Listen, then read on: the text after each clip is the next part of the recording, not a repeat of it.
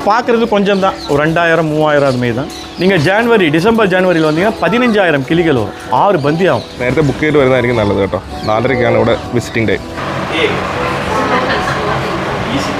3 പേര് വരുന്നുണ്ട്. ഇവിടെ ആക്ടിവിറ്റീസ് ഒക്കെ ഉണ്ട് കേട്ടോ. ലൈറ്റ് കളറായിട്ടുള്ള ഡ്രസ്സ് ഇട്ട് വേണം ഇവിടെ വരാൻ.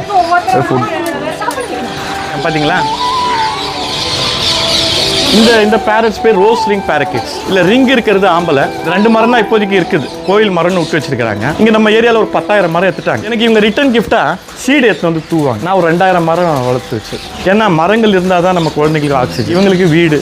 எத்தனை trillions of oxygen freely givens to humans by பேர்ட்ஸும் இந்த ட்ரீஸ் கொடுக்குறாங்க. தீபாவளி ஒரு பண்டிகையில் தான் பறவை இனங்கள் விலங்குகள்லாம் இறந்து போகுது.